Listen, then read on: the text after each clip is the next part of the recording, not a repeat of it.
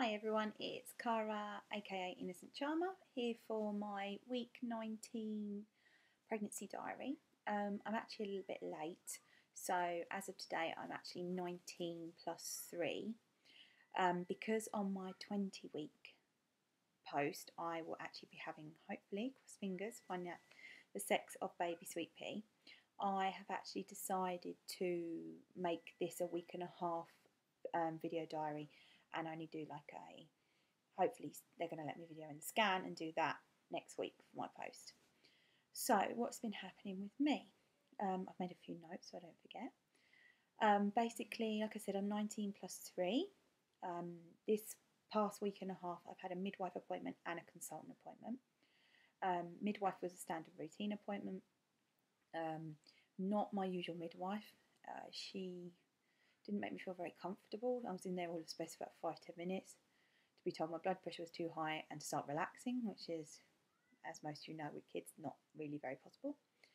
And also, she then got me a bit panicked because she said, "Have you had your fetal movements yet?" And I said, "Well, no, I'm only 18 plus weeks." And she was like, "Oh, you should start have had them by now." So that got me a little bit panicked. But when I saw my consultant, he put my mind a bit at rest about that. For those who don't know, I never had any fetal movements with Grayson, which was one of the biggest indicators that Grayson had brain damage whilst in utero.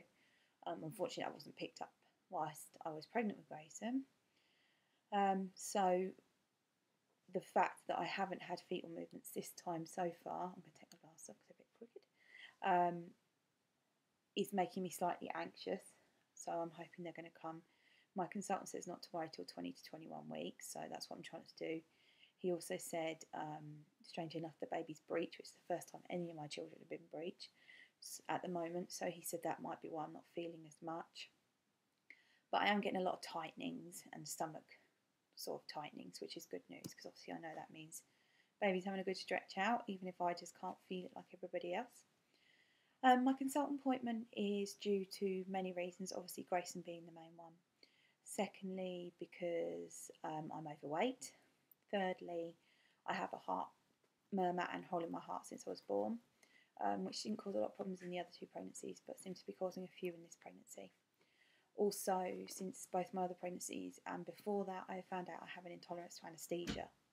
So, unfortunately, I'm having to meet, I believe, with an anaesthesiologist to decide what they'll do in the case of if there's any complications with labour. I had an epidural with Grayson, but it didn't work particularly well. So if the C-section comes up with this time, then unfortunately it's looking like a GA, which terrifies me, but that's for me to talk about later. So this past week and a half I've been exceptionally tired, which, to be honest, most of this pregnancy I have been.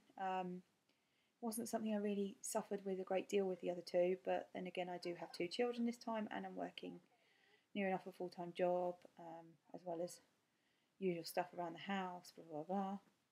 So it's not surprising that I'm feeling tired. Plus, due to the gastroenteritis and everything I had for 3.5 weeks, just at the beginning, middle of the pregnancy, they said, to be honest, it's unlikely my body will ever recover fully whilst pregnant because the baby's draining me down. So during my consultant appointment, because I hadn't had fetal movements, they had one of their, I would say, 1970s, 1980s ultrasound machines there, which was literally this big and the most grainy picture you've ever seen, but it was really nice because I got like a 2-minute scan of the baby, and we could see the heart beating, and it did do a little flip in the scan, so that made me feel slightly more at ease, which was nice.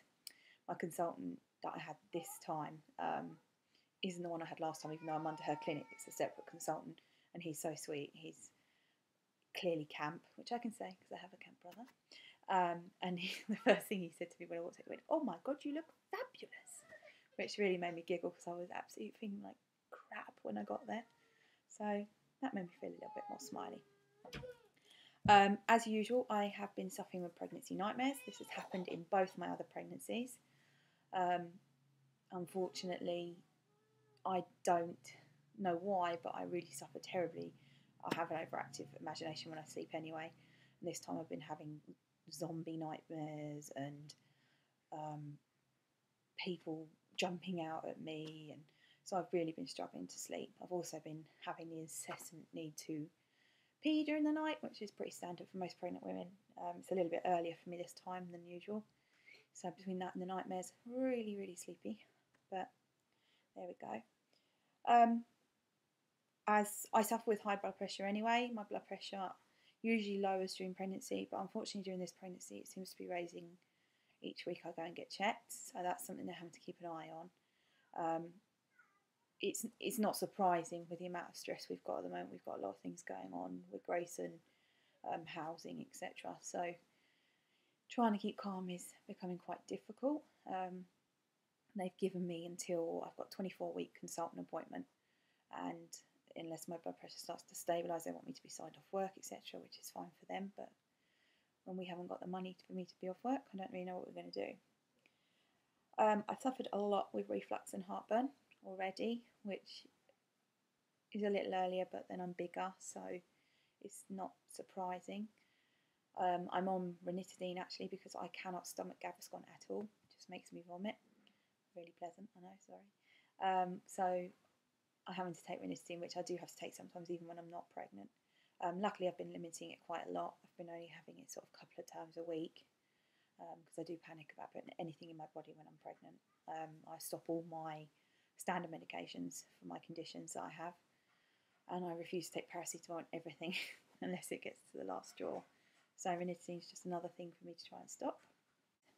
It's been a real craving week, which is really interesting for me because I've not really had masses of cravings with the other two. If you saw, from some posts previously, I've been craving ice poles, which is quite a standard pregnancy craving, but for me, never come. I think I ate 4 the other night, greedy guts, but at least it's getting fluids into me. I really crave, which is the only thing I did actually kind of crave with both my other two, which is vegetables all the time, which is great because I really do crave healthy eating cravings. I could happily just munch on a whole plate of sort of cabbage, broccoli, swede, etc. So I'm just trying to do that as much as possible, but with working a lot of full-time hours and a lot of appointments for Grayson, that's been difficult. So we've been managing though, and I think that's why my heartburn and stuff I've been able to keep a bit at bay because I'm really just eating sort of really bland, healthy foods. That's helping. I had a interesting chat actually this week. For obviously most of you know about Grayson, and I have a lot of concerns that if this baby's a boy, will it be okay? Because we now know that Grayson's condition is likely to, well, we know it's genetic, but likely to be what's called an X-line condition through boys in my family, which basically means it's very rare. X-line means it's the X chromosome in the my side, maternal side, that's carried through. This is, I don't really know the odds, but I know it's exceptionally rare for a woman to carry the X-line gene. So obviously there's a more risk of a boys having problems. They may not be as severe as Grayson's, they may be as mild as autism or just ASD, ADHD, etc., hearing problems. But it's really weird. It's like a catch-22. I really want another boy, but then I know the risk is higher. So, and it's funny, I started talking to one of Grayson's like special needs workers this week, and she too has a special needs son who goes to the special needs school that Grayson should hopefully be attending in September. And she too is a really rare, she has a diagnosis, but it's a really rare X-line condition. And she has 2 sons, and she has one who's completely normal and one who is completely special needs, mentally and physically disabled, very similar to Grayson. And she said she thinks it's very gutsy what I'm doing because she really struggled to have children after she found out about her son. So it was really nice to talk to her because she kind of understood my point of view, whereas a lot of people don't really understand. So that was quite nice. On the baby front, baby Sweet Pea is measuring as she should do, or he should do. Don't know. I just call her a she. I don't know why. She is the size of a mango according to pregnancy apps this week, which seems still really small if you see the size of my belly, which is quite concerning. He has no name as such. Ashley has sort of a name he really wants for a girl. I'm sort of borderline about it because it's still a bit too normal for me. But we do have, I think it's 3 or 4 girls' names in the pipeline. As of yet, we have one boy's name, but neither of us overly like it. It's sort of like a name that we had thought about with Addy, but we're not. I'm just not sure about it. It doesn't feel right in my gut. Obviously, we've got 20 weeks to decide, so that's really great. But I said to Ashley, I'm not going to get stressed about thinking about a boy's name because it may not be a boy. So we'll wait till after the scan on Friday and then focus on whether it's a girl or a boy and decide from there. If it's a boy, then we need suggestions, so please leave them below. I like names that are slightly different. Addison and Grayson are actually pretty standard compared to what I really wanted.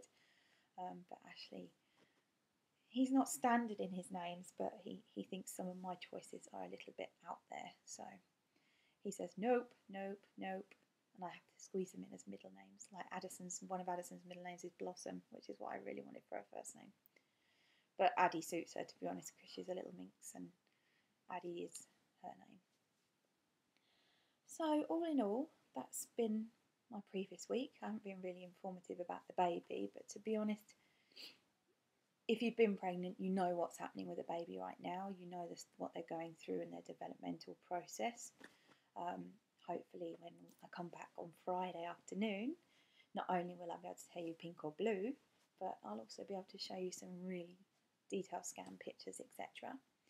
I have extra scans booked for 28 weeks, 32 and 36 right now, as well as a GTT test, which if anyone knows is a glucose tolerance test, which you have to have done to test for diabetes, gestational diabetes. So I have to have that at some point as well.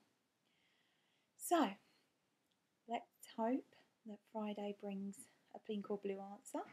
And obviously I'm running a competition right now on Guess Baby Sweet Pea Sex. I will put a link below, so have a look. You can win a Fisher Price puppy. Not a real life one, obviously. Have a go at that before Friday. And thank you for visiting us. And I hope you're all having a really good week. Bye.